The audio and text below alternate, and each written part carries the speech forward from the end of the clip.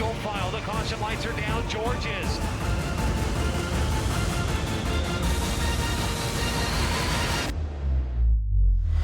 Green flag.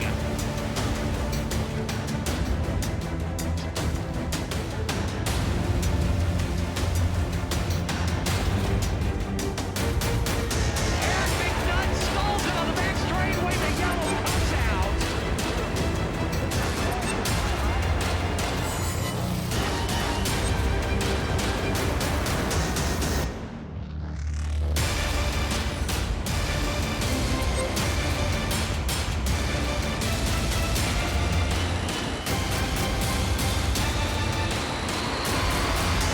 They said he might never win a Grand Prix.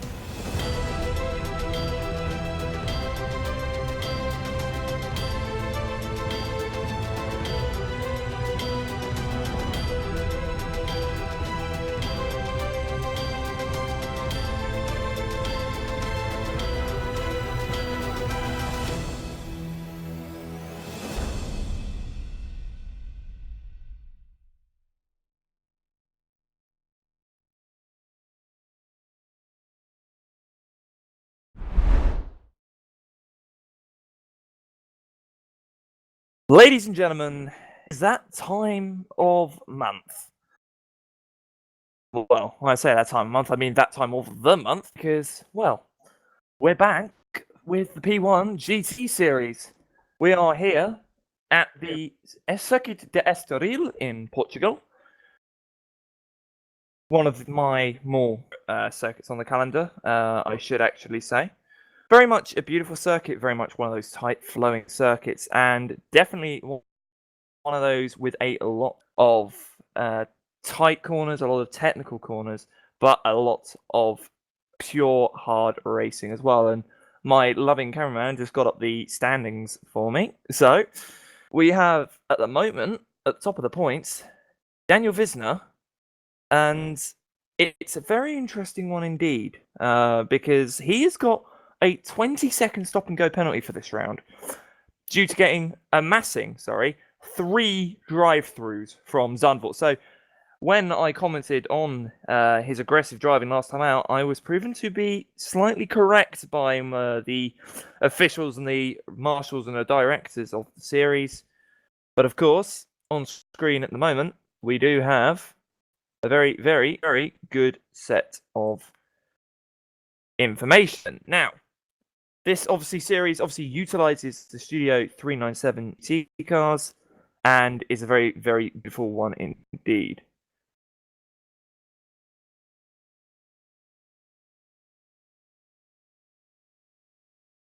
And obviously, utilizing those GT3 cars, it provides us with plenty of action, especially as we go into the qualifying session. Because here at Estoril, it's not a difficult circuit to overtake per se, but it's definitely one that isn't easy to overtake on, just due to the nature of the circuit and how the circuit actually works. So we obviously have started qualifying. The drivers are out on circuit at the moment, trying to set their first few anchor laps.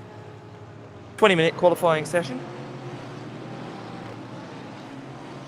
And plenty of cars and plenty of teams here today. A lot of the Black Hawk Racing Brigade have actually turned up and have decided, yep, we're going to go for the dominant strategy of, well, surely we can't lose too many points if we bring enough cars to the scene, and wouldn't be surprised if that works either. Although, I'm not seeing Daniel Visner. So, that is going to be interesting because the title leader coming into the second race isn't going to be attending. So we're going to have to see if anyone can get those massive points back in that title game. But we'll see what we can do. And obviously, at the moment, Abidjan was very quick in the practice. So the man who very much average, and then suddenly decided to find some pace in race 2 last time out.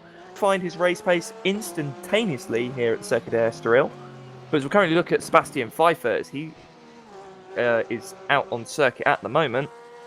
That beautiful Porsche. I've maintained multiple times how beautiful the skins are on these cars last time out at the Zandvoort circuit.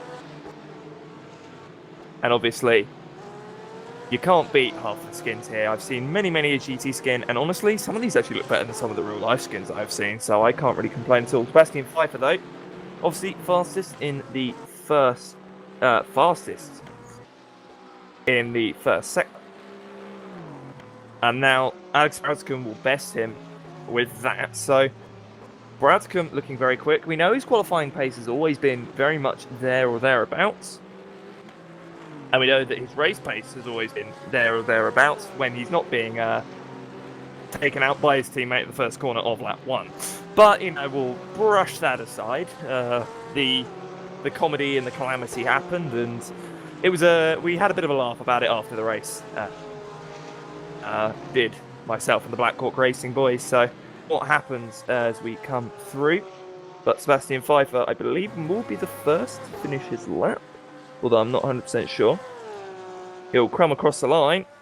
Will the Porsche driver, the Your Name Here driver, go pole 1 minute 32.1. But we have seen other drivers looking quicker, and there we go. It's not a major improvement, it's only a 400th improvement, but Broudscombe does take that pole of 32.10. David slots into third. Gabel Fedor in the highest of the two Bentleys, the only two Bentleys here in the series, or on the main entry list at least. As more drivers come and finish their first few laps, sort of slotting in up and down the order. Kevin Jaeger goes 5th in the 93. Andreas Janssen, good to see him, the second of the Schubert Motorsport BMWs that are entered in today. And he actually jumps up very nicely indeed.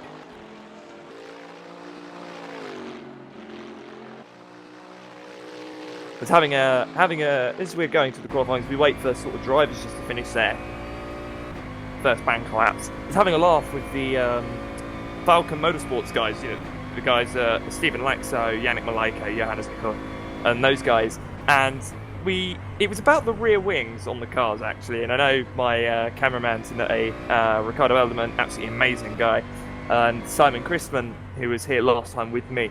We had a good laugh about the rear wings, because obviously there's Deva Platz, which is there was space, and then obviously on the back of Johan's car is Johannes' car, sorry, is the time you have to leave space. And I said to them, sir, I said, in the event that your two cars came together, whose rear wing would be correct? To which the whole TeamSpeak group burst out of laughter and said, that's a very good question.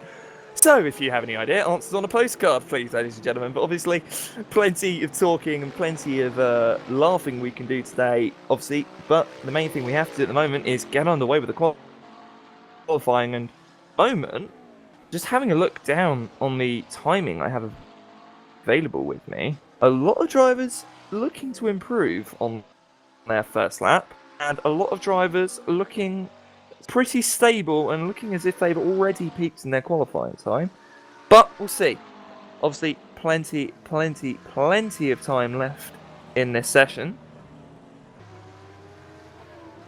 And it's good to see a good few new names that weren't here last time out at Zandvoort as well. One of those being Matthias Weber. He was actually on the reserve list for the last round, but after a couple of drivers failed to fill out their absence from the Zandvoort round, they have been moved to the back of the reserve list.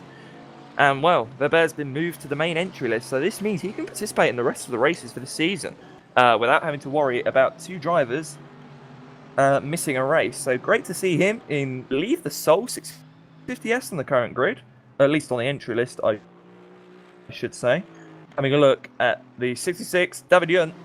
He is on he's coming into the pit lane. And a good thing to talk about here, the pit lane, bit of an odd one. You'll see drivers, if they do come into the pit lane, they will have to dart to the right, very close to the garage, the pit garages, and then bank a left, and it's about a 35-degree angle, just so he could fit every single car in this race on this pit lane. Now, those of you who watch the British GT, for example, will be very familiar with that already, just due to the fact that they have to turn the other way towards the garages instead of away from them. But obviously, you can't trust sim racers to not reverse onto the pit lane without hitting someone, so it's a better idea for them to do it forwards, and then people can actually see when they're pulling out. Walter comes across the line, jumps up to third. That Audi looking very strong this time out. It didn't look that strong last time out at Zandvoort, but seems he's got it dialed in for the circuit of Estoril. Steven Lexo, currently 8th, one of the Falcon Motorsports cars. Bombs it across the line. And he, I believe, is starting a lap. So we'll see what he can do. But comes through turn 1. Hopefully stay on board. Drifting out. He said to me it's going to be a bit of a drift show from him. So you come out through turn 3. That very fast right-hand king. If you get it wrong, you're on the grass. Hit the brakes into turn 4 hairpin. As slow as you can get it and as much as you can get that car to give you as you power up the hill towards turn 5.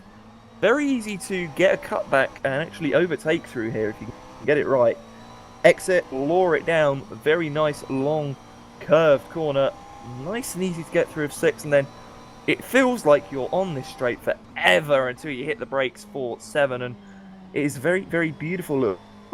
Complex because it is, and if you do happen to screw the king cut in whatever manner, you are going to be under pressure into turn 7, and you come out hill into the next right hand hairpin, and this one always catches some drivers out just due to the fact it's slightly banked, and we're not using that hell chicane, which I very much appreciate the P1GT admins for, because oh my god, does that ruin the flow of this circuit. So you get the very fast sweeping right-hander and then into the S section of the final couple of corners. And as you come out of there, you'll floor it down the start-finish straight, up the hill, and there you go. It levels out and across the start-finish line for a very beautiful little lap here. And Steven Lexo actually improves to 3rd with that lap as well. So the German doing a very great job indeed. But Sebastian Pfeiffer, we didn't notice as we were on board with Lexo, has gone into pole position, a 10th ahead of Alex Brautigan, which is very, very impressive, actually. Amazing job by Sebastian Pfeiffer to manage to make that work. And obviously, Alex Brautigan definitely looking to make up some time.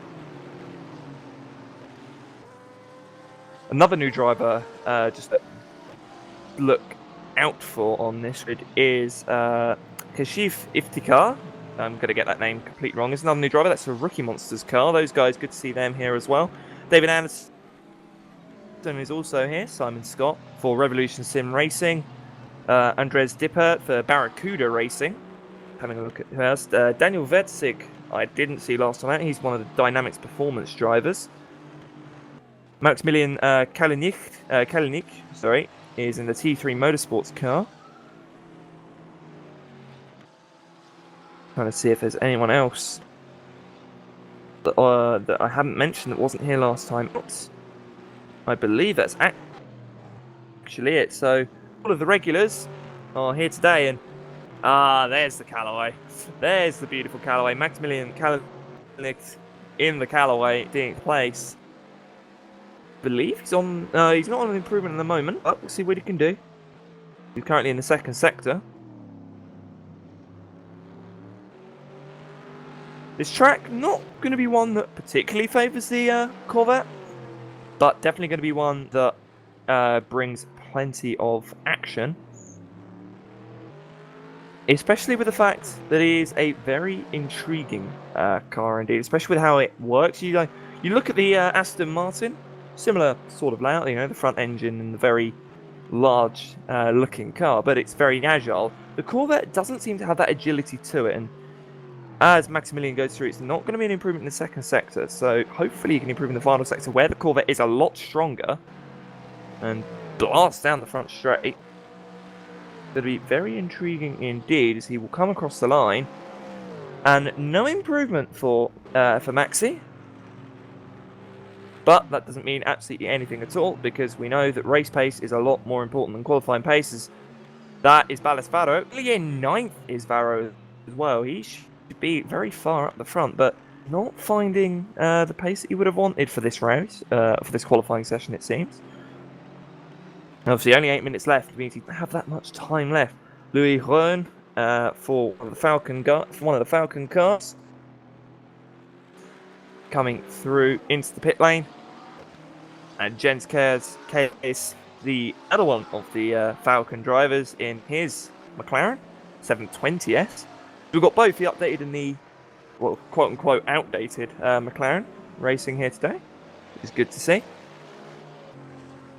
And in all fairness to Weber, he is up in 3rd place. Excuse me? Excusez-moi? He's up in 3rd place in the 650S. Standing by Weber, especially in a car that a lot of people have written off on this G3 pack, especially with the new 720S involved. And I was right.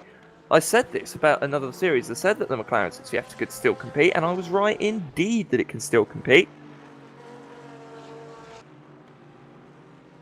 But we'll have to see what he can do in terms of race pace, because we know that car may be quick to quali, but obviously in terms of race pace, it's not necessarily going to be there as well. Simon Scott, one of the RSR cars. Good to see him here as well, the Revolution Sim Racing. Haven't seen Revolution Sim Racing outside of the Virtual Endurance Championship actually, so good to see those guys here. Having a look at if anyone's on the improvement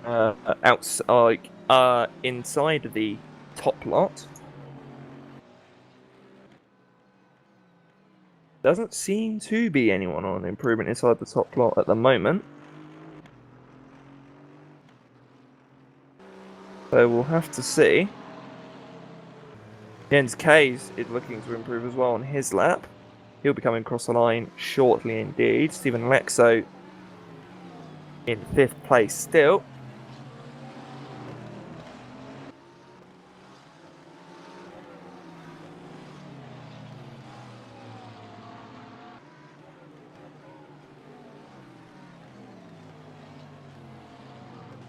And that's another point that I've been told by my ever faithful cameraman, is there's a good amount of draft on the front straight, which might help some of these drivers.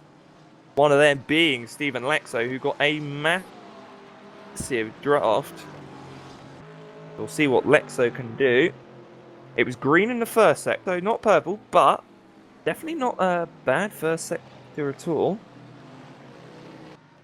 Actually, it was only about 500ths off the fastest first sector. Hello, Stephen Lexo. The man that wasn't really looking forward coming into this round. He is seeming very quick here, so we'll see what he can do.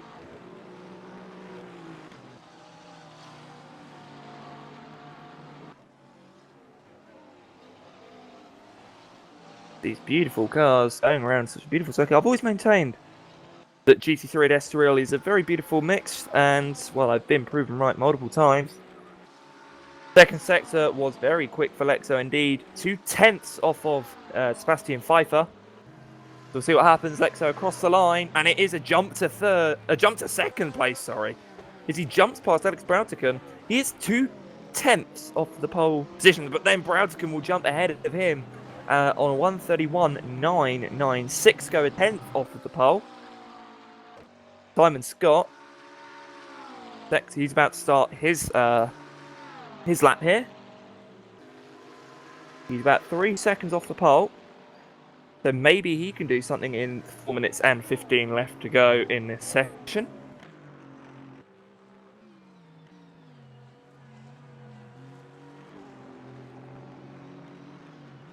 Very beautiful cars here today, and when I was looking at the sign-up list earlier, the entry list for this round, majority Aston Martin and majority McLaren 720S. Only 2 Bentleys. Obviously, only the 2 Radicals, but I haven't seen either of the Radicals. They might turn up in warm-up like they did last time out at Zandvoort, unless I'm informed otherwise. But obviously, only this. And they have. apparently haven't heard anything, so that's a shame, because that will mean if they haven't heard anything, that they will be dropped to the reserve list for the next round onwards, at the back of it as well. So, oh dearie me. So that means we'll get another 2 cars on the grid. Ooh. Now, Broughton went purple in the first sector, didn't improve in the second sector, but I think that might be why he's come in, because he was on a purple lap, so he's got the pace to do this. It's just the case of actually getting the job done. As teams improve up and down the order, Adam Hales gets out of the way of one of the Black Hawk cars. I have a feeling that was Ballasfaro he let by. David Anderson. Nice to see him here. It's another one of the Championship Motorsport cars.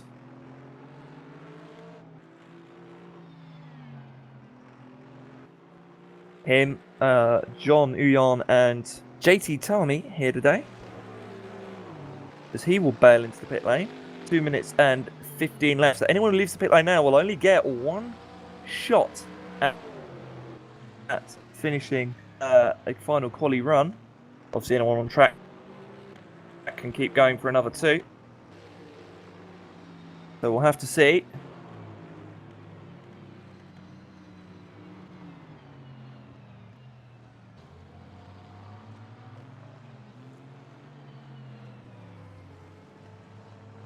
Have a look.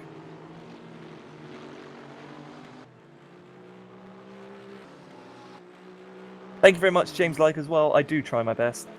It's nice when people give me some, feedback, whether positive or constructively negative.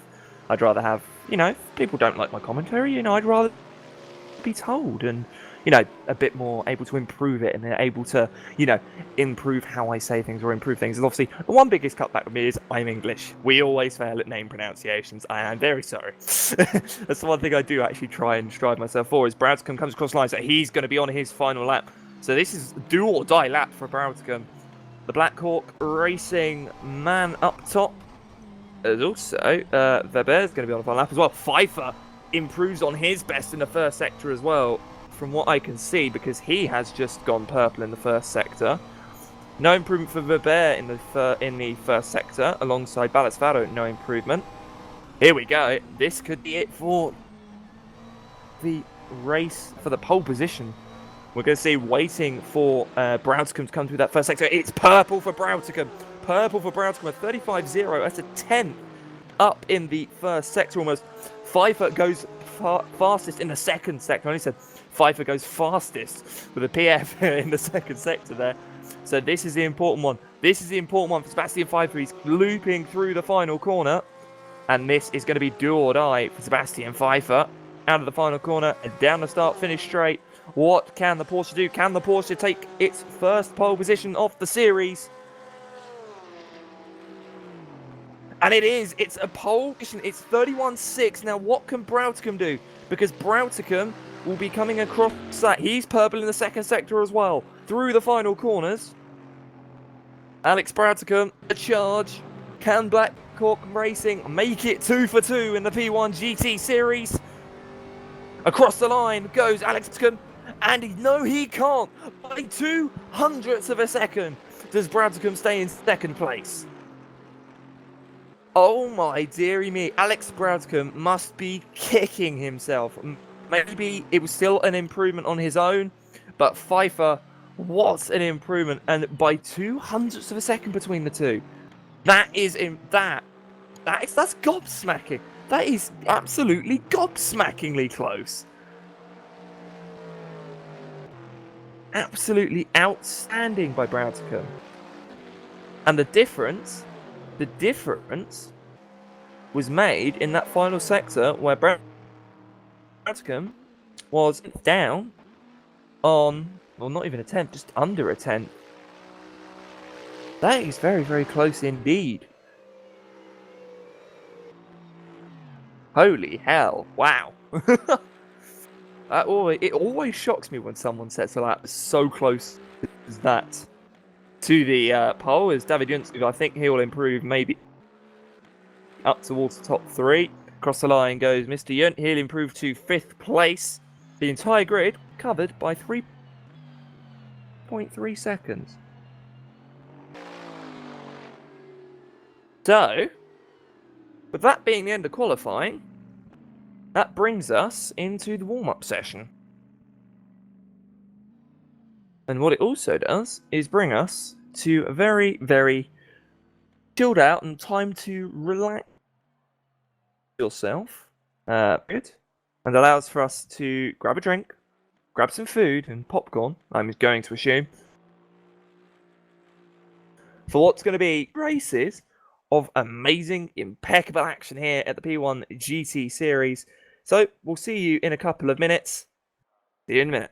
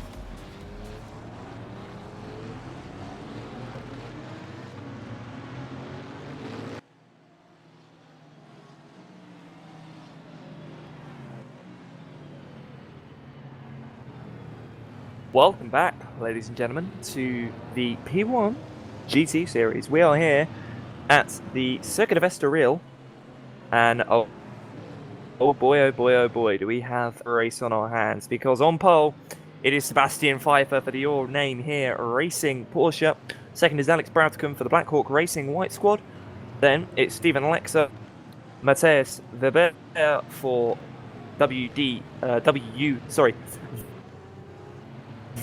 as I was saying in Germany, the VU multi-gaming car. Then it is David Junt in Blackhawk Racing White. Then sixth is going to be Ballas in the Blackhawk Racing Red.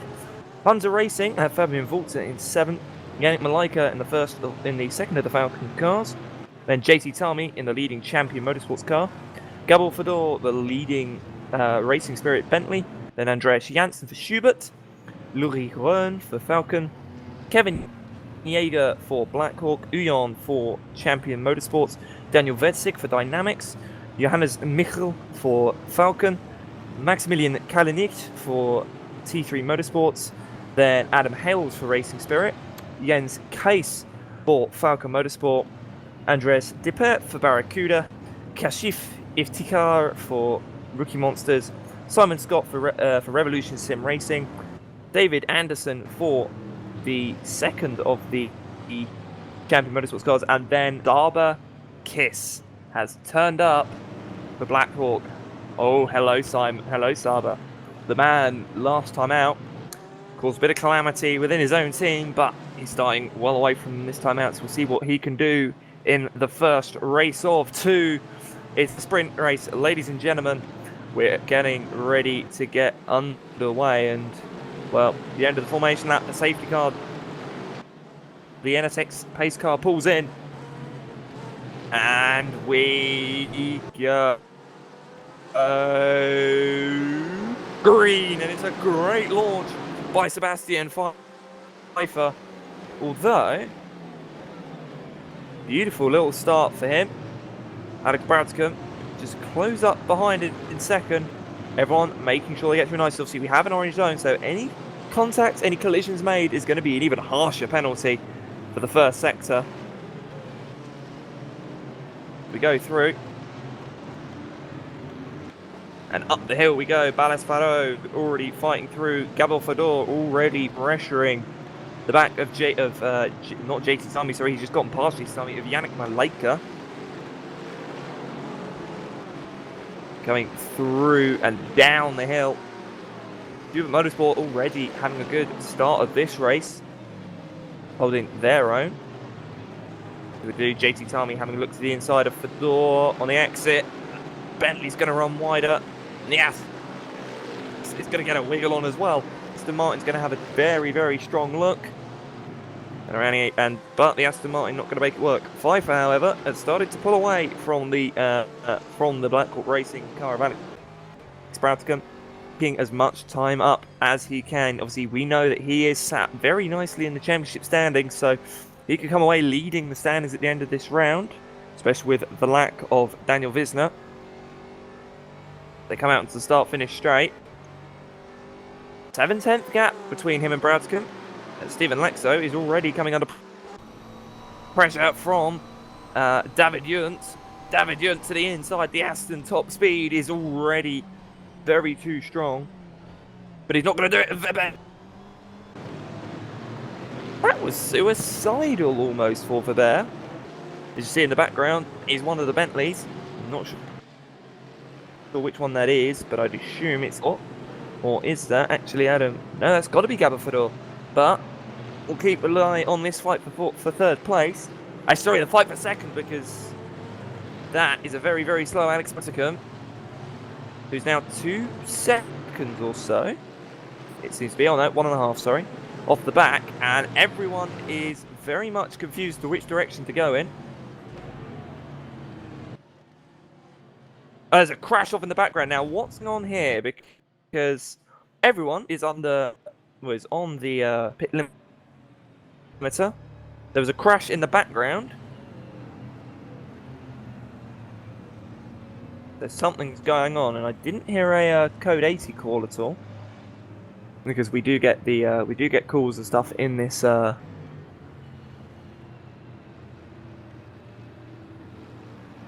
Ah. Now, I had a feeling, because I was looking at my the timing I have here, and it showed me, obviously, formation and stuff. It hadn't changed to green. Now, I had a feeling that that might have been what was going on, because it still shows that the bear is in fourth, and that Pfeiffer is, obviously, and Broudske hasn't been passed by anyone, Lex hasn't been passed by anyone, and David Junt hasn't gotten past the bear.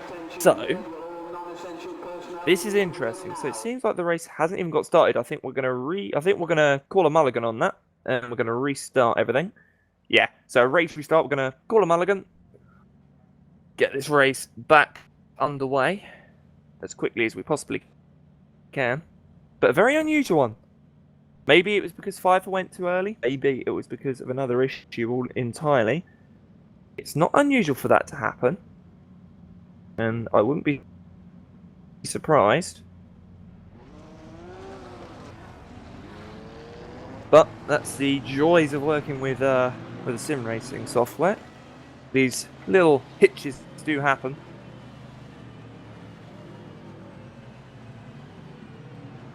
Have to look about the grid, so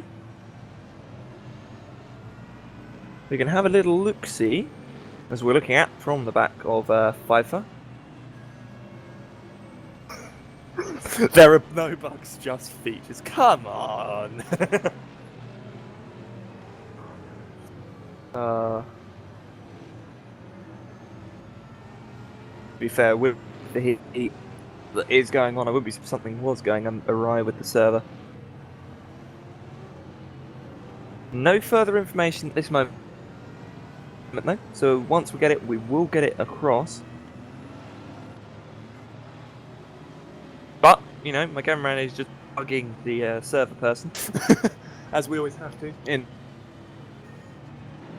this series. We always have to bug our server person. Hopefully we go green this time. I believe it's probably because the safety car, by the time the safety car had pulled in, they had already started going, which probably didn't help matters. So I think wait until the green flag actually gets thrown before you leave everyone for dust, Sebastian. Formation was not correct. Don't know. Let's see. That wouldn't affect it. As my camera is just saying that Brad's comes too far back. That wouldn't affect it. It wouldn't affect it as badly as that. It's usually when the car overtakes the pace car and then there is an issue. But I don't know. We'll see.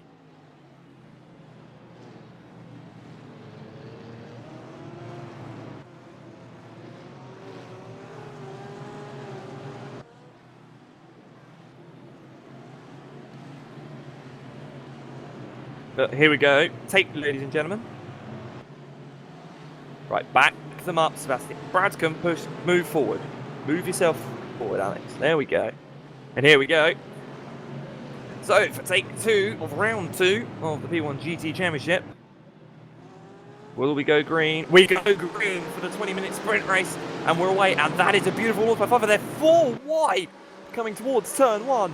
This is going to be mental, as that is going to be the bear on the inside of David, who's on the inside of Lexo. They're 3 wide through turn 1. David backs out of it. The bear gets the place. He's now going to be side by side with Lexo, but he's going to back out of that. 3 Blackhawk cars in a row, E-I-E-I-E-I-O, as they're all now squabbling between each other. As Brownscombe's lost 2 places. Brownscombe has lost 2 places out of this. Oh no, no. Poor Alex Brownscombe. But as we come through,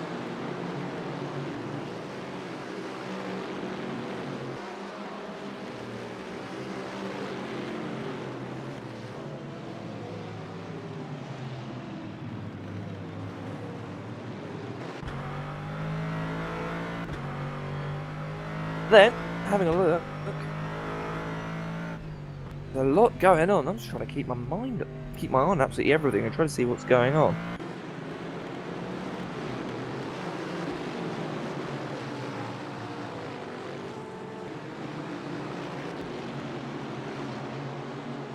Going through, and just everyone chopping and changing everywhere. Plenty of moves going on. Come down and start, finish straight. Gap now. is 7/10 from Pfeiffer to Lexo.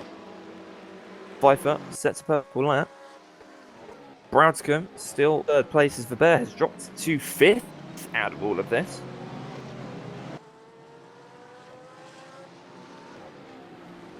Having a look. Close little fight getting on for that second place. Oh, sorry, that third place. Braudscombe and David Yun.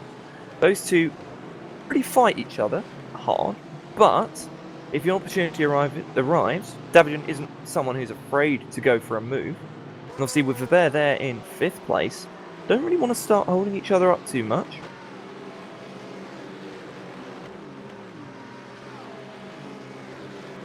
Another driver who is improving a lot is Yannick Maleka, up to 8th at the moment. He's doing an outstanding at the moment. But on board with Gabor Fedor, who's currently in 11th, he's doing an outstanding job as well himself. We come through. Very, very tight part of the circuit. There's no room to overtake on. Got to wait for it just to widen up, and that's when you can start making these moves stick. And yet, we have a look at the back of the ever-favourite wing of Platz. There was space. Or we believe so anyway.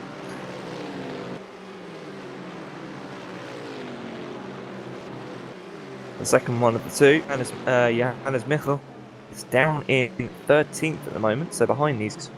As that is Fabian Volter, getting up the inside, or was fighting with Badas.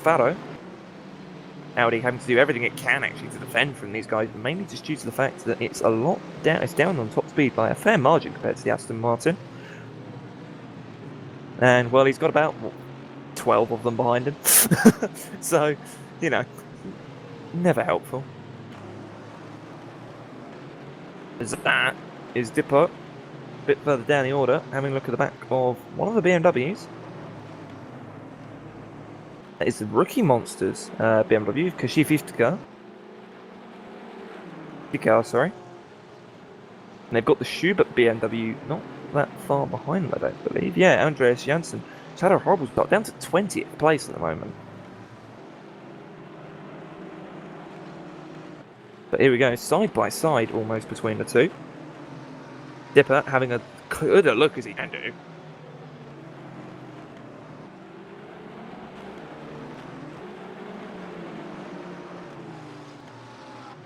As Tom Voss messages in the chat, we have two races.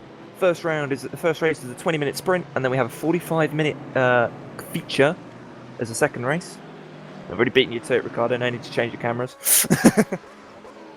But as we come through, Bastian Pfeiffer, 6/10 off Stephen Lexo. Braudscombe goes purple, so Alex Braudscombe put his foot down.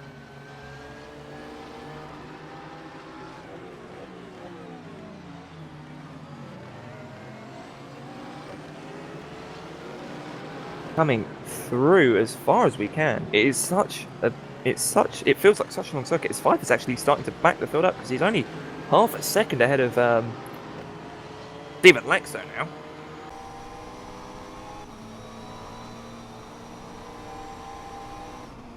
On board with Lexo. That McLaren just seemingly to run a bit wider than the Porsche. Seems to be a bit more understeery for the mid part of the slower corners, so not as much mechanical grip through there as the Porsche, it seems, and the Aston Martin getting even closer behind. There is Braudscombe, and David Yun looms in the distance as ever.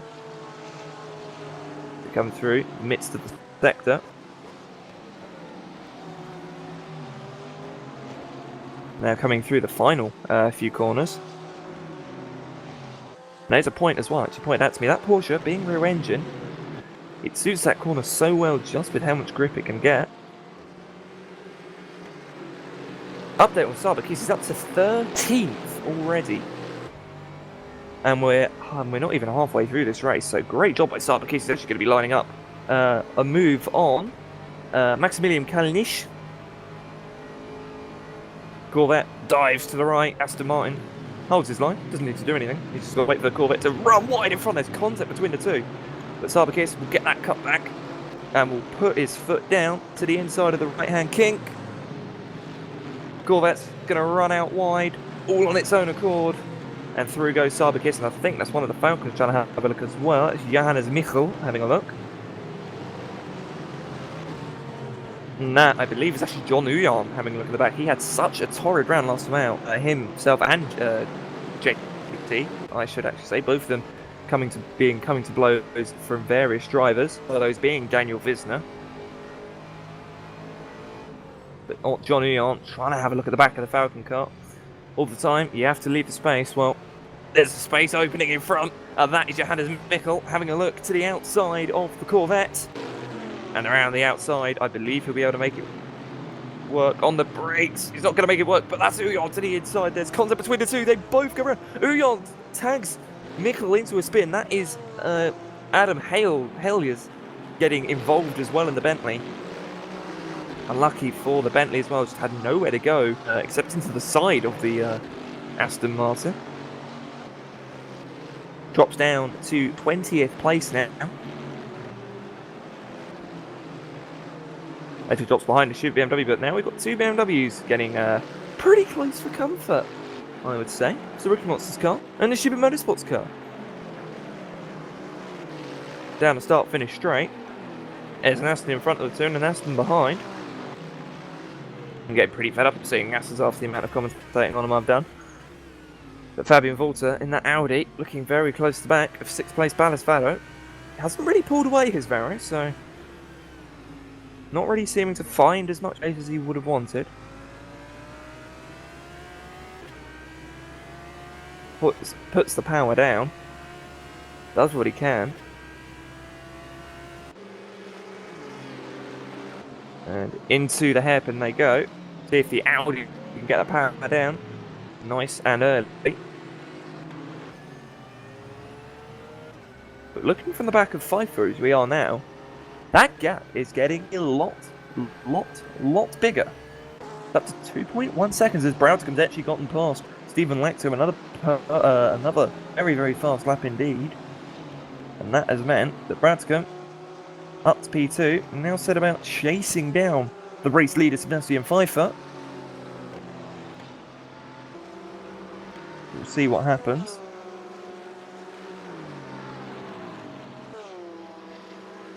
But across the line goes Broudcombe, 33.4, 34.3, 33.7 for Broudcombe and Lexo Yunt respectively. So David Yunt getting close to the back of Lexo now. And Weber is not that far behind these two either, actually, now I think of it. Bit of a gap, but not that far at all. Come through the hairpin. Plenty of time. Well, it's not plenty of time. We've only got 10 minutes left, so we've got half of the first race done already. Bloody hell, this race goes quick, doesn't it? Sprint races always seem to go quicker than the features. As David Yunt shows his nose to Lexo. Just goes, okay. I know you're there. David Yunt seemingly trying to intimidate the car ahead of him. And Sabakis, well, seemingly trying to intimidate the car ahead of him, which is Louis Groen. So Kiss has really made up some time here.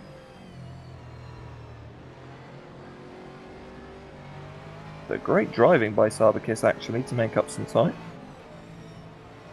Remember, he started stone dead last, 24th place. And half the race gone, he's already into the top half of the field. So great driving by Sabakis.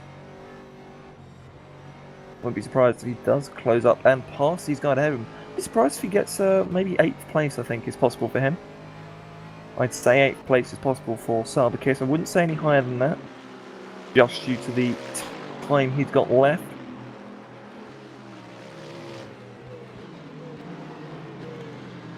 That Aston is very, very strong around here indeed, it seems.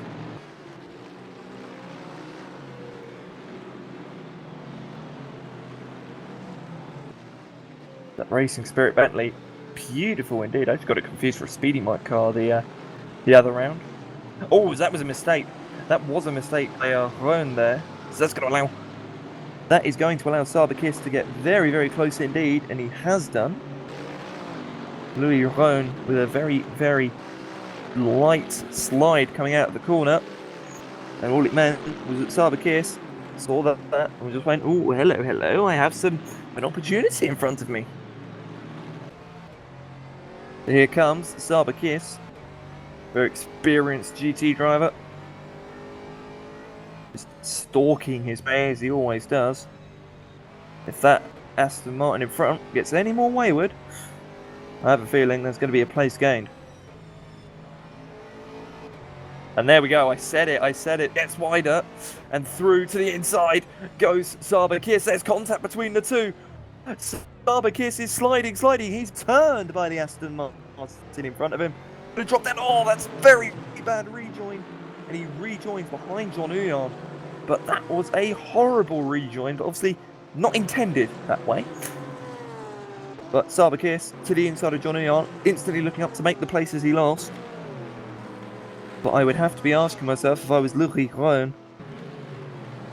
Yeah, exactly. I have asking myself, Louis Rennen, what are you doing, my friend? And my cameraman pointing at, oh well, you could sort of maybe help that one there a bit, Saba.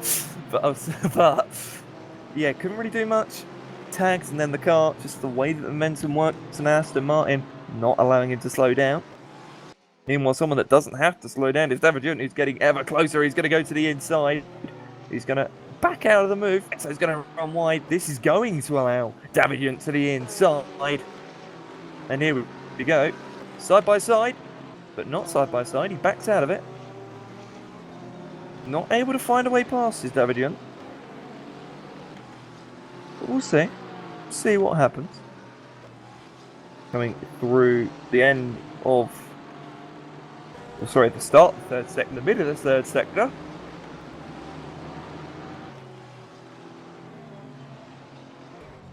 Through the long, sweeping right-hander that feels like goes on forever, the rear end of the McLaren coming out.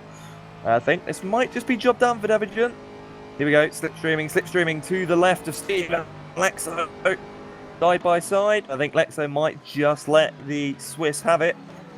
And indeed, he will let him have it, live to fight another day. And that is two Black Hawks onto the podium. So, with 5 minutes left, or 5 minutes and 38 seconds left on the clock, probably about 3 laps, I would say.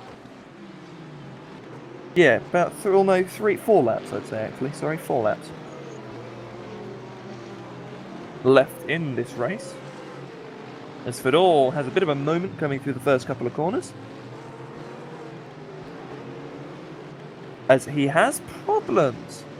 Oh, what is going on with Fedor? He's dropped places. Now, that it looks to be a very, very slow Bentley that's trying to get out of everyone's way. So what is going on with Gabor Fedor? It's unusual for him to have problems. Meanwhile, 9th place, Louis Rennen. Man, under scrutiny for his defending on Sabakis. He's now under pressure from his teammate Yannick Malaika and the lone Callaway of Kalinic. Oh, Malaika getting very loose on the exit. It's still single file through here. And that Corvette is looking hungry. That Corvette is looking very solid. Oh, that was very close indeed. Oh, that had me pretty scared. There was going to be a bit of a punt there from the Callaway. Thankfully not. And down the start-finish straight we will go for another time here. Lap 11 for these guys. As to the inside goes Malaika. He's going to go to the inside of his teammate. His teammate is just going to defend as best he can. And through goes Yannick Malaika. Although, Rennen will have a look. But so will Killing it. And in the background, that is Sabakis. So Sabakis wants these places back. And here we go. Oh, a little bit of a lag there from the Callaway, but nothing too major. Coming through.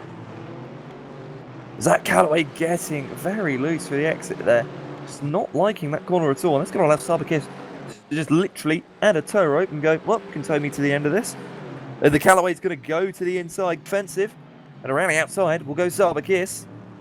But the understeer from the Callaway, the natural understeer, is not going to help matters for Sabakis. And he's now going to have to hold it steady. And he's going to go to the outside again. Get the switch back, maybe. Or he's just going to hold his line.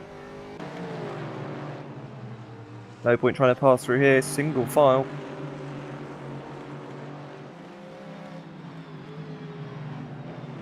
Through the left-hander they must go. These guys, I'm assuming, will probably be stuck together for the final few laps of this race.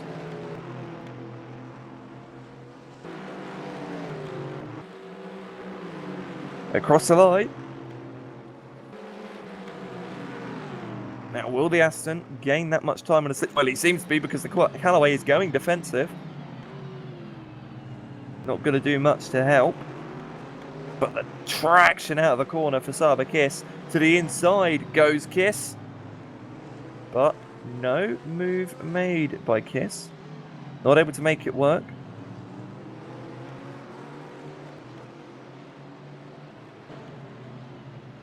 But that looks like the Corvette to the inside of Rern. Oh, there's contact between the two.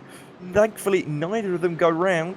But they're going to be even close together. It's going to allow Malika some breathing room. And here we go to Sabakis on the outside of the Callaway. It's going to be a repeat of last time. But it doesn't help that Louis Rern is having issues in that car. Seems to be a lot slower than usual. 4 cars out of this race, sadly. Fedor, Janssen, Dippert and Scott all out of this race.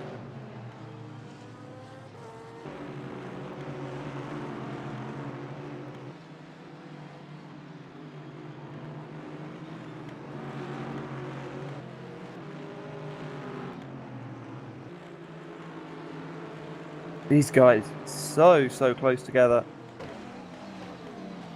As that, Weber and Ballas-Faro. Oh, Weber wants that 4th place.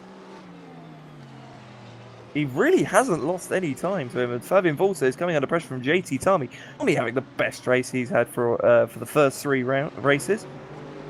And with only 3/4 of a minute left, this is going, I believe, to be the final lap. So Sebastian Pfeiffer, who is up the front, Kalinick. Oh my god, those are getting drifty, but we do need to have a look at the front, because Sebastian Pfeiffer is going to be finishing his race soon. He's coming towards the final few corners as well. So Sebastian Pfeiffer, he has led from start to finish this race. Absolutely impressive by the German in the Porsche. Fabian Volta tries to get... It's not going to work. But out of the final corner comes the Porsche of Pfeiffer. Sebastian Pfeiffer wins the first race of the second round of the GT Championship. And will set himself up for a 15th place grid slot for next time. Alex Bradcombe second, Unit third, Lexo fourth, 5th is going to be Ballas-Faro. 6th is going to be Weber on his debut. Great job by Weber. Tami is going to be 7th. 8th is going to be Volta. Yannick Malika will finish 9th. 10th is going to be Louis Ron, who is going to be under scrutiny. Maximilian Kalinick will finish 11th. 12th place, Kevin Jaeger. 13th, Michael 14th is going to be Kishivivka, and 50 is going to be Adam House. Sabakis has had an issue because he is down in 17th place. Oh no. Oh dearie me. Dearie me.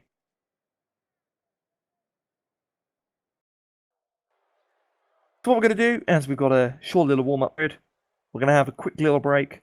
So, ladies and gentlemen, sit yourselves down, relax, grab yourselves some more drinks, yourself some more popcorn, and enjoy the break we've got, and then we'll see you back in a few minutes' time for the second race of two, the 45-minute fixture race here for the second Estoril on the P1GT series.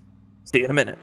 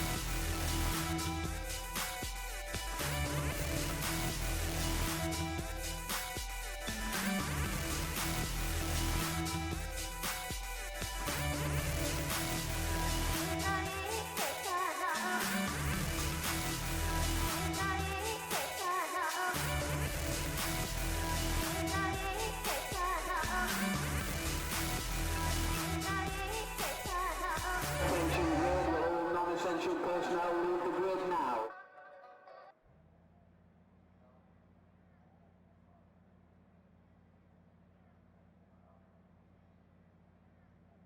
Well. What do we have here? What we have, Bentley on pole. And you want to know why that is? It's because it's a reverse grid race. It's race 2 of the P1GT series here at the second round of the championship here at Estoril. We have got a Bentley on pole and a Corvette in fourth. This is going to be hilarious. By the way, Adam Hales will take the pole for Racing Spirit. Johannes Michel will take second for Falcon Motorsport.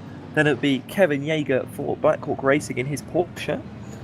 Maximilian Kalinich will be in fourth place in the T3 Motorsports car. There'll be Louis Rehn for the Falcon Motorsports team. Yannick Maleka for Falcon. Fabian Volta for Hansa. JT Talmy for Champion. Matthias Faber for VUD. Then Ballas Varro for the Ballas Varro for the second of the Black Hawk cars. Then Stephen Lexo for Falcon, Davidian for Black Hawk, and Alex Broudkamp for Black Hawk. They're the top 15 that got They are the top 13 that got reversed. Hey. Okay, that's probably just my thing. We're completely hilariously confusing. But then it is Sebastian Pfeiffer, Daniel Vetzig, Saba Kiss, John Uyon, Jens Case, David Anderson, Gabor Fedor, Simon Scott, and Reishi Janssen, and Manuel Gayson. Well, plenty of time ahead of us. They queue up 2 by 2, following the safety car. The beautiful 90s NSX safety car. But we have a race on our hands.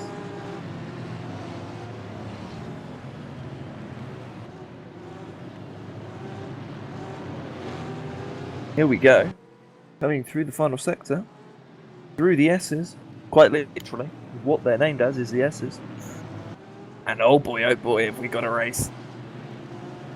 The pole sitter, Adam Hales, will come around the final corner. He will control the pace. You'll see this first car spamming its brake lights in front of him, telling him slow the hell down.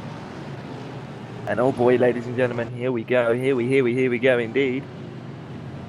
Patience, gentlemen, patience.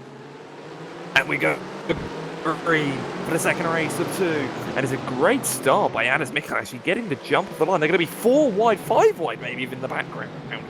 Into turn 1. This is not going to end well. Everyone cover your eyes. Oh my god, there's multiple cars off at turn 1. There's a car around that. He's actually Louis Rehn. So that's going to hit Adam Hales. And oh my god, this is absolute chaos in the first lap. I can't even keep who's going where at the moment. Well, apparently, Michel was way too far at the front, so actually effectively might have jumped for the start, quote unquote. And now the two are actually together. But Michel leads, and wow, Jesus, Kalanick is in second at the moment. Fabian Volta up to 5th. All of the cars that no one expects to do well here today are doing extremely well here today. But we now have Matthias Faber very much with the Davidian behind him. That's the Riron getting very sideways. Holds it, thankfully, very much. Ooh, that was one of the Bentley. That was Gabor Fedor getting very close to the back of Saba Kiss, who's very much on a recovery drive. Damage limitation for Saba. As he's going to go wide, that's going to allow the Bentley to get even closer. But Bentley's not going to make a move. No point making it through the S's, because you know you're just going to lose out. Meanwhile, at the front, Kalanick has run. Here we go. Down the start-finish straight. Michel goes defensive. The space has been left. The rear wing has been abided by. And to the outside of turn 1 goes the Callaway. It's going to be pretty close between the two, and I think the Callaway might have this on the run down to the kink. It's going to be very close. It's still side by side. These guys are going to be side by side for the first sector. And through 3.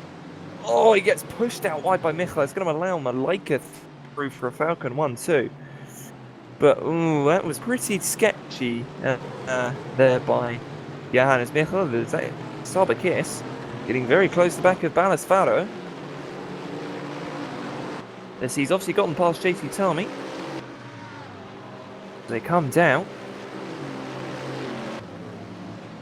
Side by side, Sabakis and Ballasfaro. Neither car's going to back out of this one. Pride on the line. Through we go. Kiss to the inside.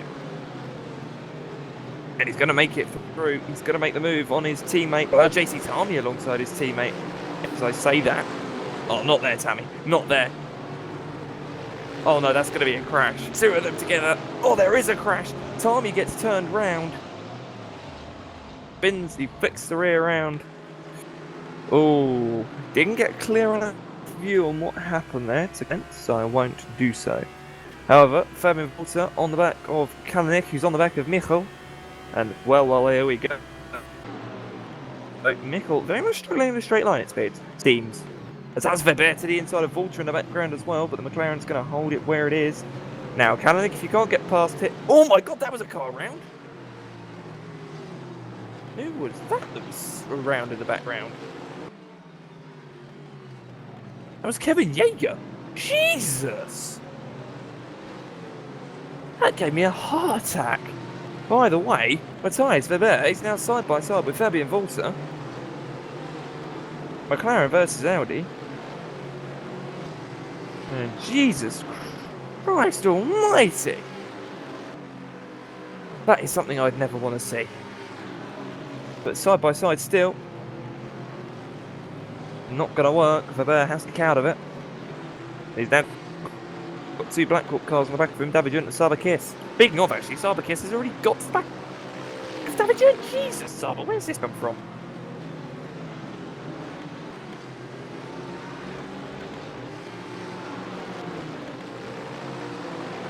Apparently, the Blackhawk car is still there, and he is. The Blackhawk car is still stopped at turn 1. Ooh. Now, people know my opinion on that, because they remember my opinion from Nikodem Vizbicki last time out. They remember that is also right on the racing line as well. That is on the racing line. That is on the racing line. I do not like that. Because here come the leaders into turn 1. Oh, Malika just avoids it. Not expecting. Volta goes right. These guys all have... There is going to crash. 100% going to be a crash. So we'll get the yellow flag. There's going to be a crash when someone misjudges it. Side by side, that was, I think, Sabakis. Having a look. That is Sabakis. Sabakis. Now, where is the McLaren? There's the McLaren. So the McLaren has lost out to Sabakis. As Kevin Yeager has been DQ'd. Assuming to be un-DQ'd. Which he has been, so it just puts him back in the pit lane, means he can continue on. He's DNF'd, but shame, but... Oh, thank God Kevin Yeager did not get collected by anyone at all. Otherwise, I would have been having a few problems.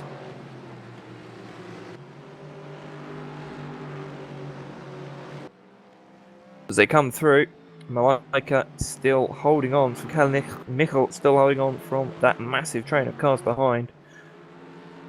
And amazing awareness for drivers. Something that you would normally in other series you probably would see him have a couple of accidents. But outstanding awareness by the drivers of the field. As Kalanick is flashing his lights at the leader, getting very close indeed. He knows it's not yellow flags anymore. He's going to go to the outside. And that Callaway is getting very, very feisty indeed, ladies and gentlemen. Here we go. We've got a race for the lead on our hands with 38 minutes to go. So we're only 5 laps in here. And now we have Sabakis trying to get past David Junt, who's also trying to get past Fabian Volta. Is also trying to get past Johannes Michal. So we have a train from 4th all the way back to last, actually. That's how slow Michel is. He's holding up everybody. Quite literally holding everybody up here. Because John Uyon sets the fastest purple sector of anybody at the moment. So good job, John Uyon. That Callaway is getting very, very feisty. He's getting impatient now. I would not be surprised if this changed anytime soon. And look at this, just on board with the Bear and the 650S. A train of cars in front of him. Purple second sector. Hey, John Uyon. Uyon is on a flyer. He's on a purple. He's got the fastest lap here.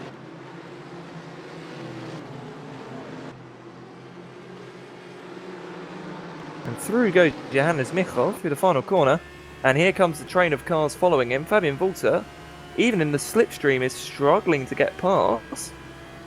He's going to go to the left of Michel. He's going to be on the brakes later than Michel. Going to be on the outside of Michel. And they're going to be drag racing through the King of 2. And maybe through 3, but they got Davijunt there having a look as well. Good news here is Walter who's on the inside for the next corner. So he should have this job done. And he does indeed. And Davijunt has a look as well. So Fabian Walter on the podium. Davijunt now having a look for 4th place. And here we go. Oh, there's wheel banging. Bumping and merging, rubbing is racing, ladies and gentlemen. Well, in GT racing, I should say. Davijunt makes the move stick.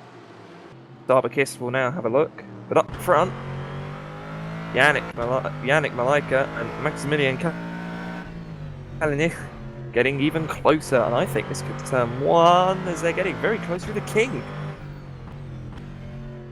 They're getting close to the King. That's something I haven't seen done for a while.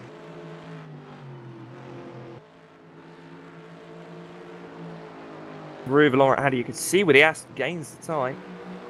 But that Corvette doesn't. It doesn't. Oh, shift.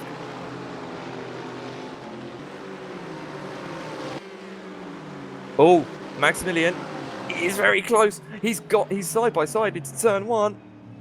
It might be a repeat of last time. Yeah, he's had to back out. He's actually gone wide of that, but that was very, very close indeed. As these guys were all swobbling as well, but no real move looking to be made as far as I could see. Darbakist still ahead of Alex Broudscombe. Alex Broudscombe trying to get as much time as he can. And that's Gabor Fodor getting past Matthias Weber in the background. That's Matthias Weber, sorry. And then behind him is Ballas Faro. And Sebastian Pfeiffer. Pfeiffer hasn't really made up any time, which is unusual for him, as he's usually very good in these second races. As Fodor goes defensive into the hairpin. McLaren clean around the outside, potentially. Nope, not going to happen. Might allow the Aston to have a look. But it's going to allow Pfeiffer to have a look on the outside. If this works, Sebastian. Oh, you beautiful man. Absolutely beautiful, clean around the outside by Sebastian Pfeiffer. And he might even have a look at the McLaren coming into the S. But he won't. They'll have a look into turn 1. Up the front, here we go again. That Corvette looks a lot closer than it did last time. He needs to shove it to the pit wall, does Malaika. And to the outside, late on the brakes. There's contact, small bit of bumping between the two. What Kalinic needs to do is just send it up the inside of here. Well, not send it, but make a calculated move on the inside here. Or save it and do it here, where you know you can get the run or the switchback. Seems to be a bit impatient and keeps going for the 1, which isn't going to work. As Fabian Walter is actually closing in on these guys.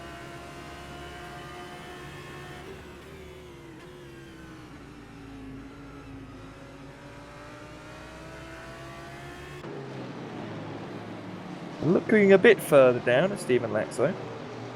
who's currently on the back of Ballasfaro. Getting very close indeed to the back of that Aston Martin.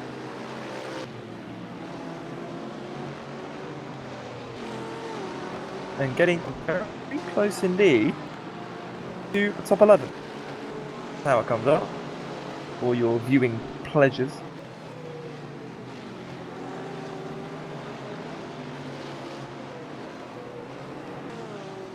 They fly out of the final corner.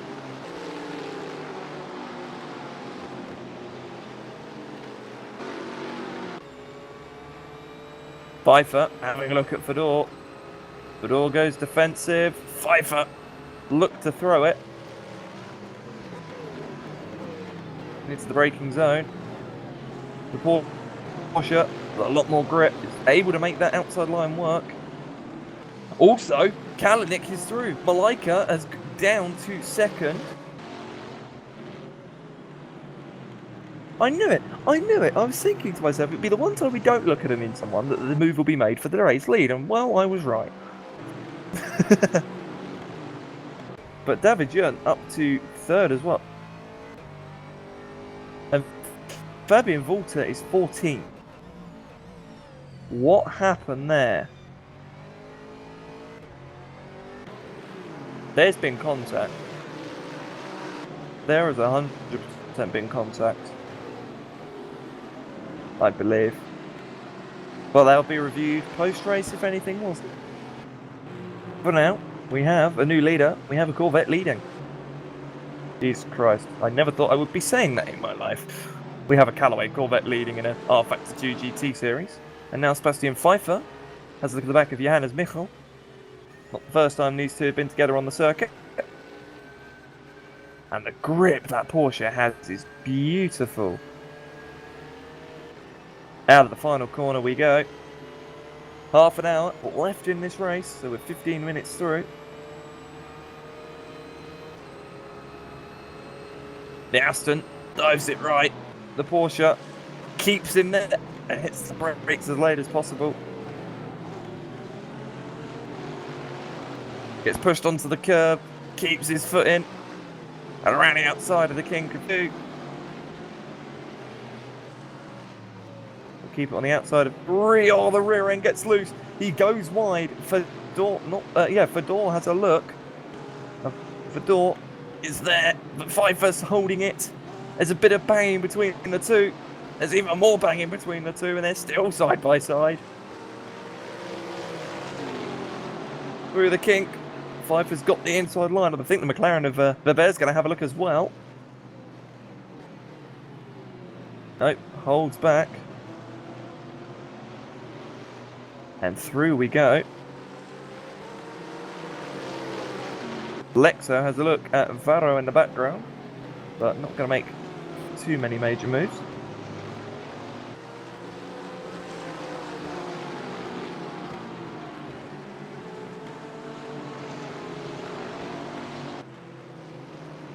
But such a defensive drive by Johannes Michel at the moment.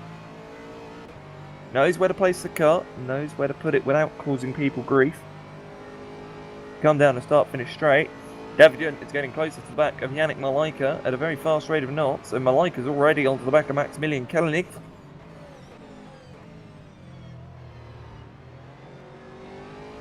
So I don't see these two leading this race for much longer. Very much can see David Jön doing a repeat of what he did last time out. Chilling it in race 1 and then bolting it in race 2.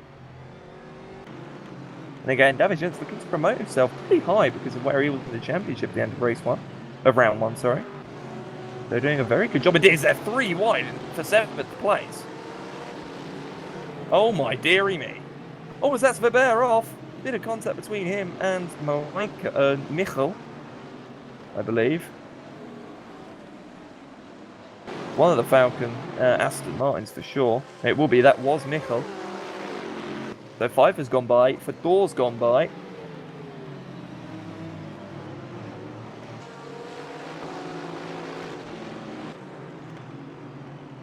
Now David Jön is having a look at the back of the other Falcon Aston. With Yannick Malaika. Closing.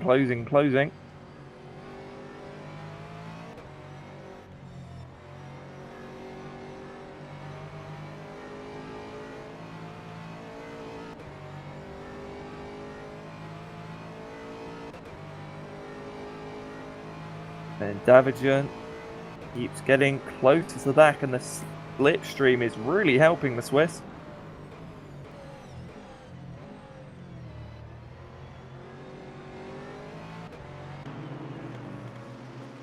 Davidson trying to find any way past, and Sabakis will be looking in the background going, calm down, David, you won't get him there, but we will get him there. Is Fedor. Beautiful switchback inside of the kink of 2, and that is the Bentley through. Mikkel's pace has completely evaporated. To the inside goes Ballas Varro. Beautiful opportunistic move by Varro. And Lexo has a look as well. Mikkel not giving him much room, but just enough to get that McLaren-sized gap. And John Uyan's going to be having a look as well to break into the top 10 now. Say that he's side by side with Mikkel, side by side into the hairpin.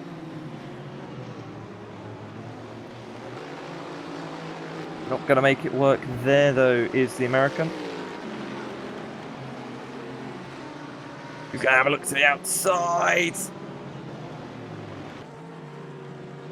It's very close indeed for these two. And now with Davidson fighting Yannick Malaika, with Sabakis in the background, it's just giving Kalinic plenty of breathing room. And I wouldn't be surprised if Davidson has a look into turn 1, because here we go. Closing, play the dual seam, ladies and gentlemen. Dun dun dun dun dun. Not going to happen into turn 1.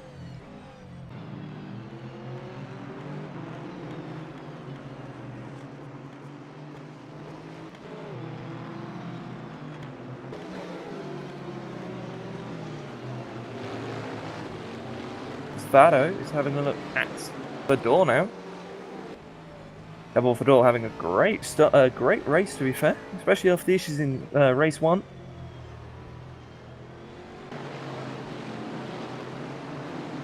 But there we go, Fabian Walter side by side with the Schubert BMW. That is the Bear having a look as well. The Bear not going to make a move there either.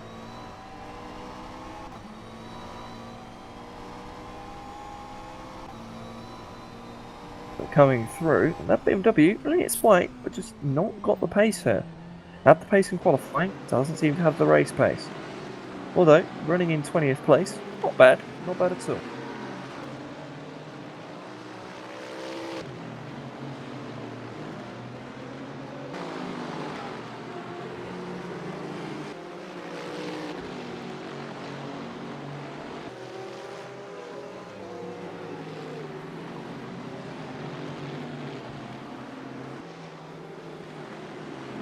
Coming through, and that is a very, very close Davidson indeed. To the right goes Malaika, to the left goes Junt, very late on the brakes indeed.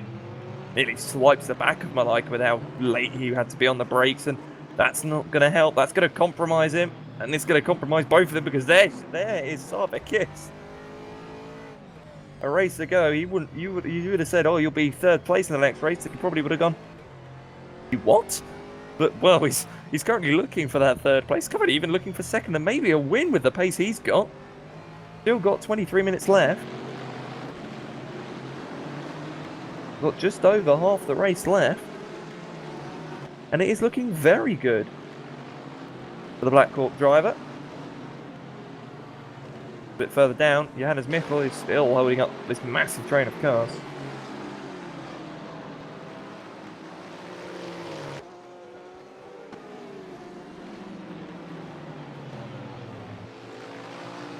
Train the keys up behind him at the moment. There's Fedor and Stephen Lexo, and very close indeed. Lexo actually the circuit at the moment. So here we go.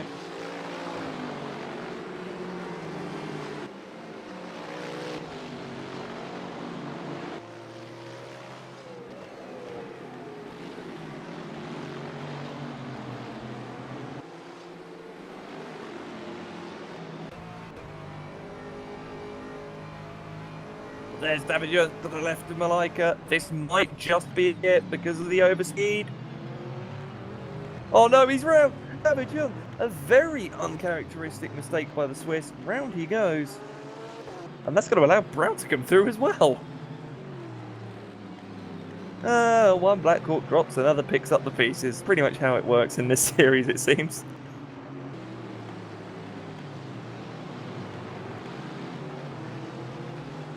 But Kiss on to the podium now. As Fabian Walter comes together with Johannes Michel as him and John Eon get through.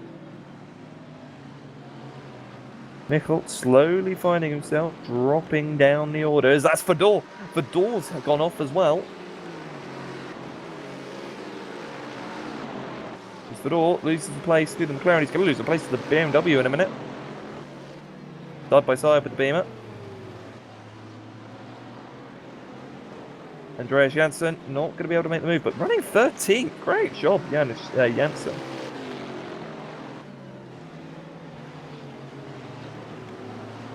Nearly inside the top 10. And to get in the top 10, he needs to pass Michel, so it's definitely not off the cards for German.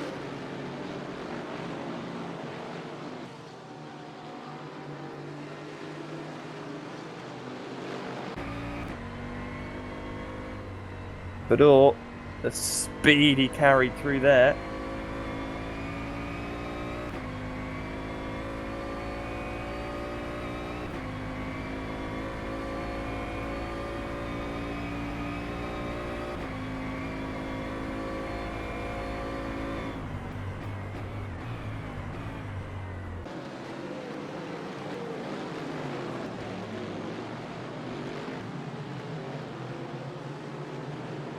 Here we go, Kiss getting very close to the back of Yannick Malaika.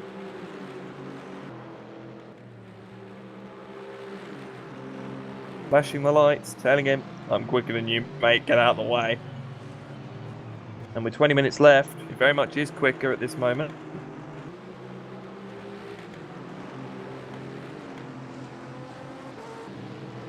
Purple sectors dotted all over the grid at the moment. Best first sector done by John Uyan, the best second sector done by Brown to get him in, the best third sector done by Alexo.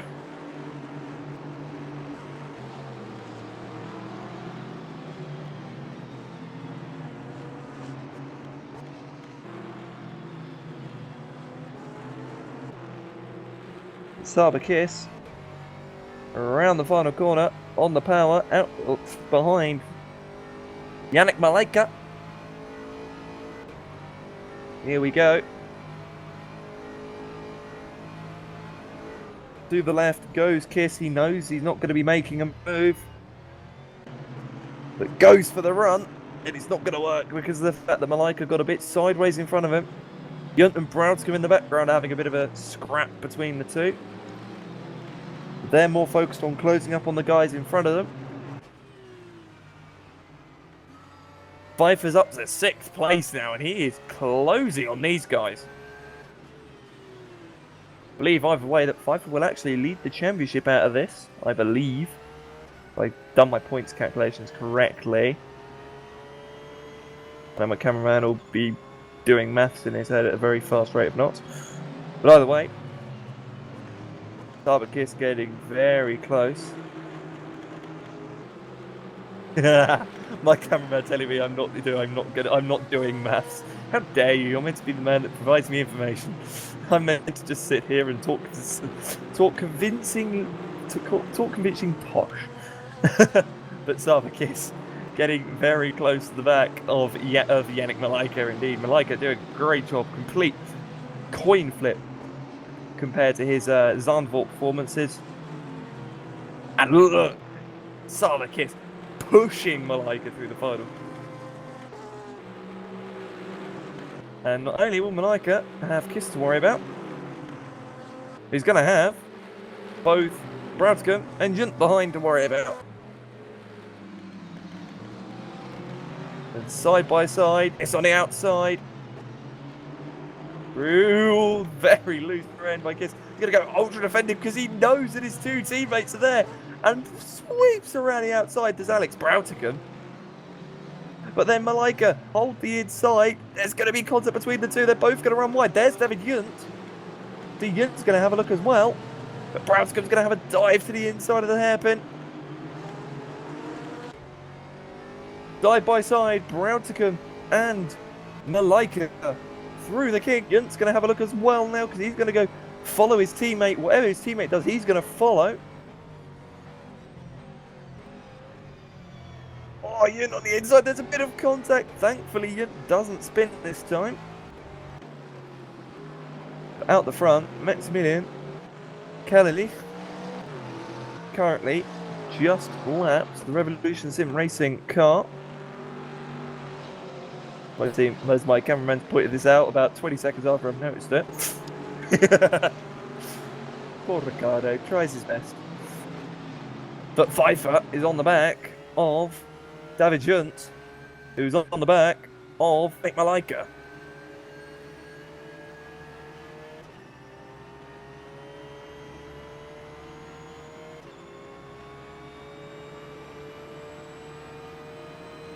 Here we go, I see a car defending in the meantime. Two go to the right, Yunt will fly it to the left. Brake as late as he dares. Oh, the rear end gets very loose on the Porsche. Not even able to get the car slowed down, it seems, was Pfeiffer. Yunt getting impatient now. This is a complete contrast to the Yunt that I'm used to seeing.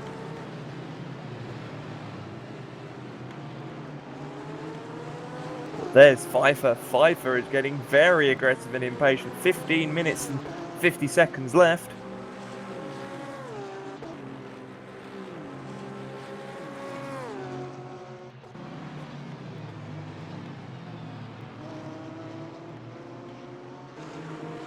Here we go.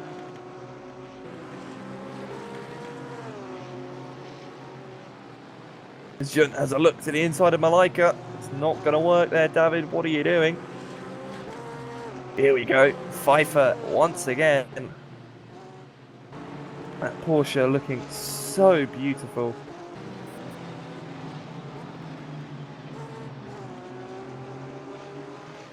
But here we go. Through the final corner. Through the Portuguese Parabolica. They will come down the start-finish straight. Malika will get to the right, 100%. There you go. Yunt looks to the outside. Brakes earlier than Malika, looks for that cutback. But not going to happen. Pfeiffer getting very close as well. They've got traffic in front of them. There's Brownscombe, gets past the traffic. Oh, here we go. This is where it comes in. This is where it comes in because they are very close behind. And you're having a look. The traffic's got to get out of the way on this straight, otherwise there is going to be a problem. He holds it left. Good driving by Simon Scott. Fair play. And Yunt's going for the opportunistic dive, but it's not going to work.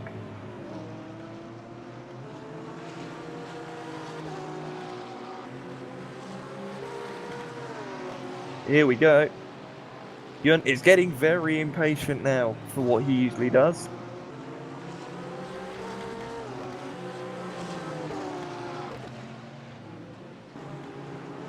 Through the little kink.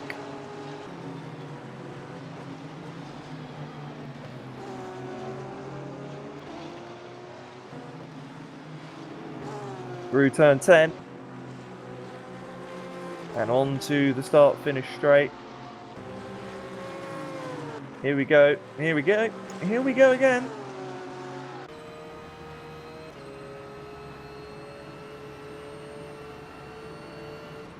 And Yunt once again to the outside. Pfeiffer. Oh, into the back of Yunt. Now, Sebastian, on your left, you have three pedals. You have a brake, a clutch, and an accelerator. Use the brake. Obviously, using the brake as best you can, but that car just not wanting to slow down whatsoever. Doing an amazing job with what he can.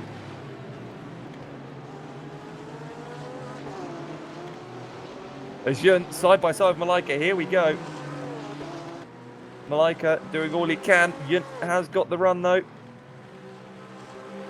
Malika's going to cut him off. Junt goes to the outside. Not going to work. David Junt not able to find a way through.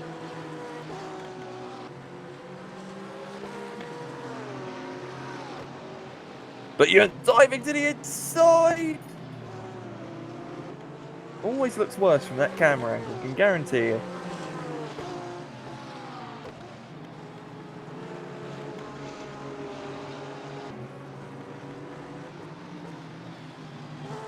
Through Pfeiffer is selling David Junt. If you don't make the move, I'm going to make the move on you. And, well, so to speak, it's side by side through the final corner almost.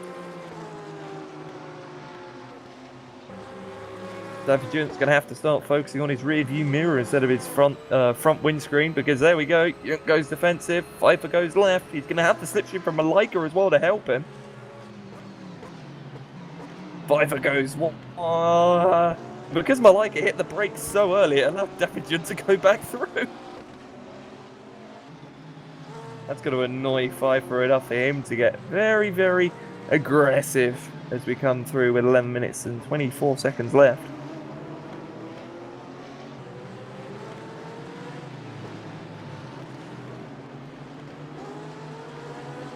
There's Junt side by side once again. And that looks a lot more square coming into the kink. Yeah, no way that Malika will be able to defend that. On the brakes, the Swiss goes through. Makes his move. Game on for Pfeiffer to try and make his move now.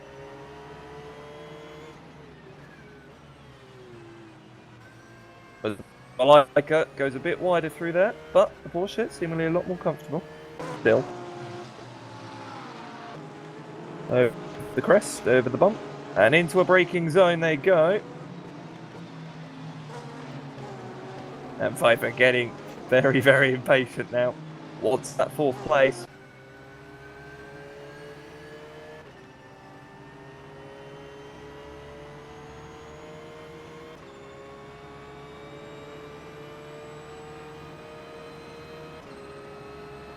Across the line.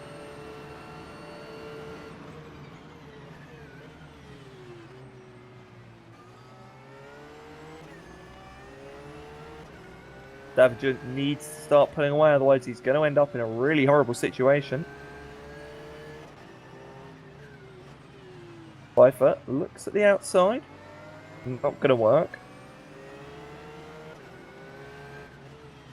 Dives to the inside. Not going to work either.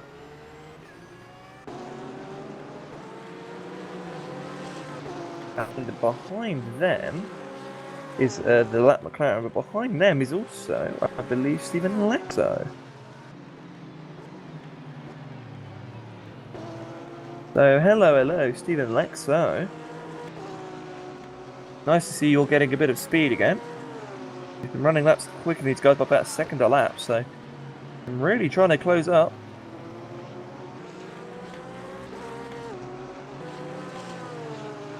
Pfeiffer trying to find every which way, where, and then. And still not able to find enough track to get that Porsche through. Oh, there's a slide. There's a slide, and it's all over. The time he's gained is just gone. We look back for the fight for P10. On board with the Schubert BMW of Andreas Janssen. Oh, Michel sliding.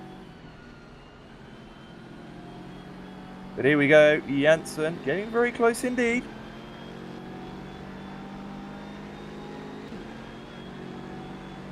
In the slipstream, that BMW's top speed just doesn't seem to exist at the moment. Shows his nose inside. Late on the brakes. Bit of a move in the braking zone there by Michel, but nothing major.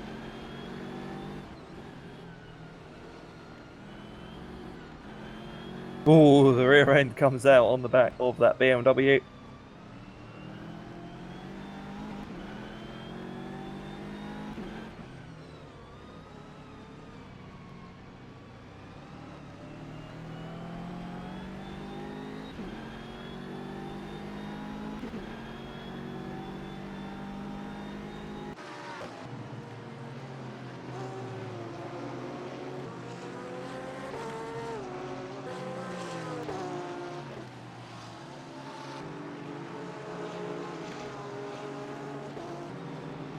Still, Pfeiffer doing his best. Oh, and that was a lot closer through there. But you just instantly hit this wall of Aston Martin rear end. Here we go. On the slipstream. Porsche seems to lack top speed. Doesn't seem to be lacking it here though. Jeez almighty, to the outside goes the Porsche, and not going to do it on the brakes, but he's going to do it on the cutback maybe. No, he's not. Malika holds the inside. How hard can it be? Well, very hard indeed.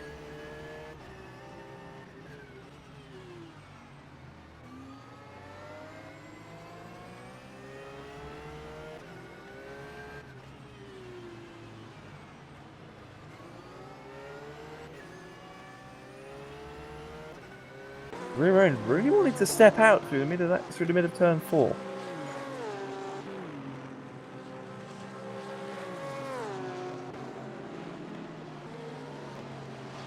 Meanwhile, the second of the Your Name Here Porsches. I haven't really spoken about him much. He's been very quiet in his racing today. Manuel Gerson having a very good little look at the back of that BMW. Dives to the inside of the BMW. Won't work there.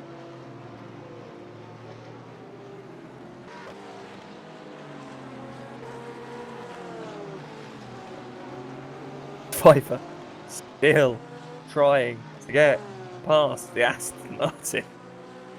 Although he's a lot closer this time by. So hello, here we go. Seems to drop off on the exit. The Aston seemingly finding some traction there that the Porsche can't.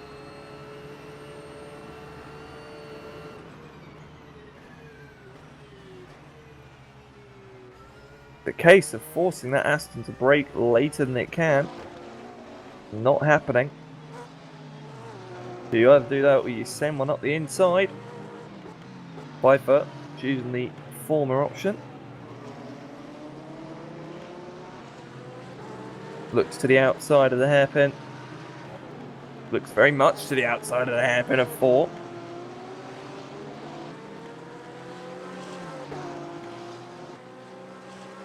Through the kink. The late send.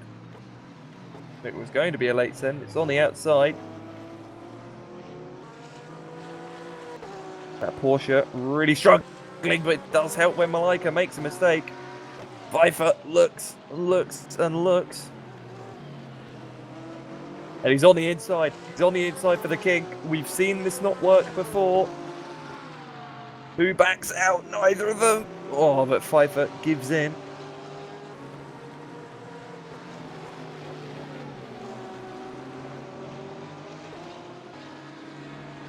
The Revolution Sim Racing car going to be looking at this and going, oh dear God. These guys only left me about, what, 10, 15 minutes ago? Speaking of time left, we've only got just under 4 minutes left.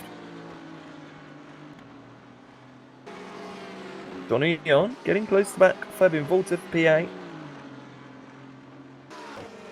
They can see P7, I believe, in front of them. Yep, Stephen Lexo and P7 just in front of them.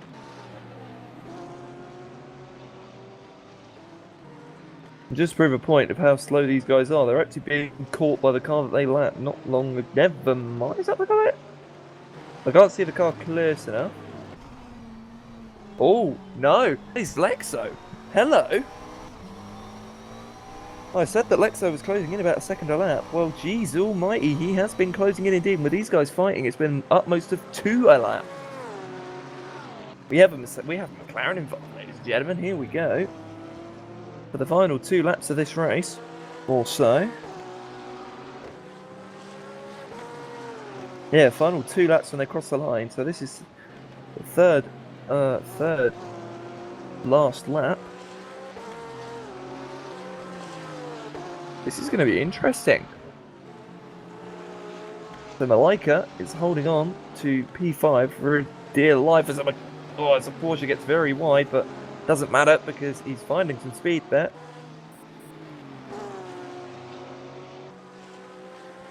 Through the long right-hander of Parabolica, out in centre they go.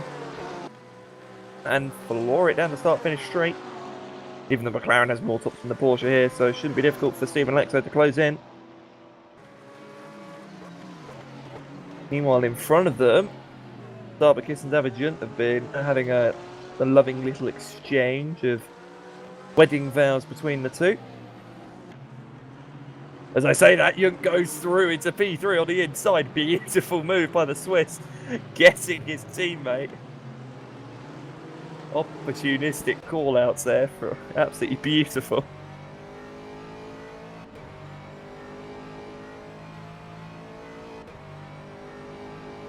An exchange of wedding vows seemingly in favour of Davidian having the position. So the lap to go, Sarbacus is going to struggle, and Pfeiffer knows there's not much time left, because he is going every which way he can to try and get past Malaika now. Stephen Lexo still with the fastest lap of the race.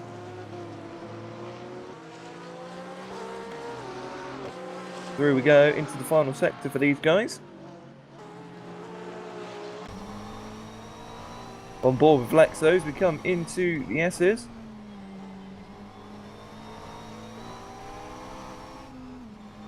Into the Portuguese Parabolica. Powering it down the start finish straight.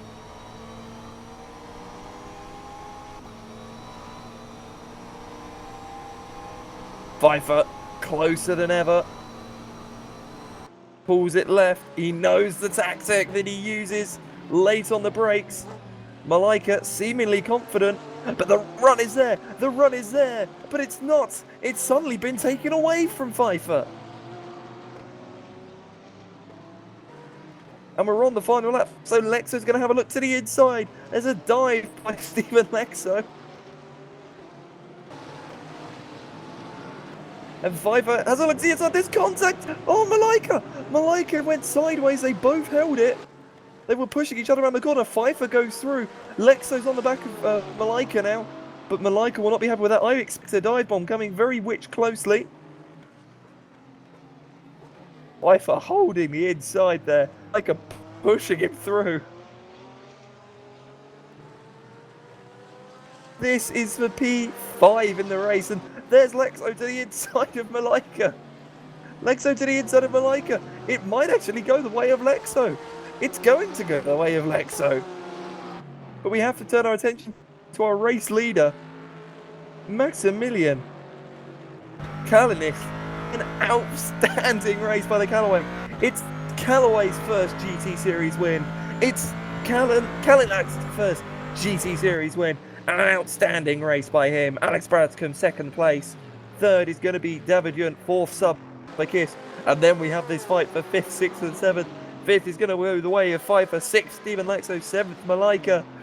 Eighth is going to be Fabian Volta. Ninth, John Huyon. And 10th is going to be Matthias Weber. 11th, Johannes Michel. 12th, Andreas Janssen. Then JT Tarmy, Manuel Gayson, Gabor Fedor, Daniel Vetzig, Balas Faro, Jens Kais, and David Anderson, Adam Heliers. Then Simon Scott, the final finisher, a lap down, and your retirements from this, Louis Rohn and Kevin Jaeger, the two cars out of this race. Oh my dearie me. What a race.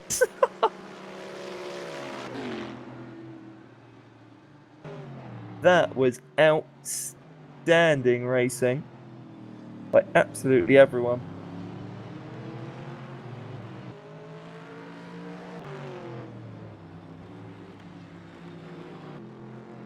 But the results at the end of that on your screen, or were on your screen.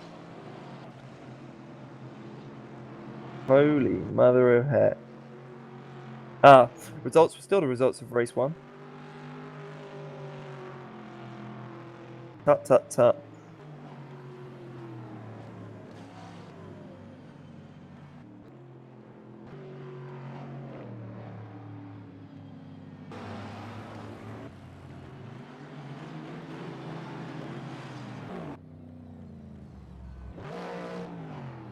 But what a race.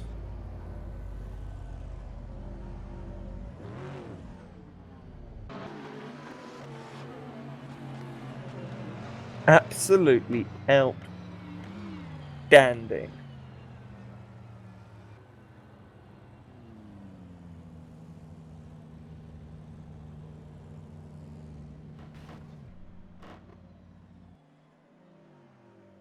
Two races of a mega action happened here today, and holy heck, did we get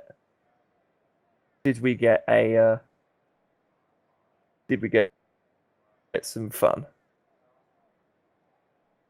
But what does that mean for us here at P1 Gaming going forward? Well, in a month's time, once my friend can help me out, because I don't actually have the calendar on my phone.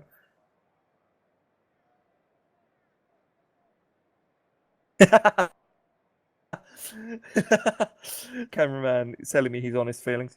But what does that mean for us going forward here at P1 Gaming in the GT series? Well, we have, in a month's time, Interlagos, the most overused circuit in GT racing and racing in general, but, we'll gloss over that. We go to Interlagos then. On the 24th of the 8th, it's a Lime Rock. Oh no, IMSA Flashbacks 101 from iRacing. Then we go to Atlanta Motorsports Park on the 28th of the 9th, and then on the 26th of the 10th, it's Silverstone to kick off the finale of the season. Well, with how these first two rounds have been, it's going to be an incredible season. Obviously, no standings as yet but we'll definitely go through them through the next round at Interlagos. But obviously, we're gonna kick it off there. We're gonna give our cameraman a nice bit of a break so he can finally relax. From myself, I've been Alex Skinner. From my cameraman, Ricardo Edelman, and from everyone here at P1 Gaming, thank you for watching, and we will see you in a month's time for the round 3 of the P1 GT series at Interlagos. Goodbye for now.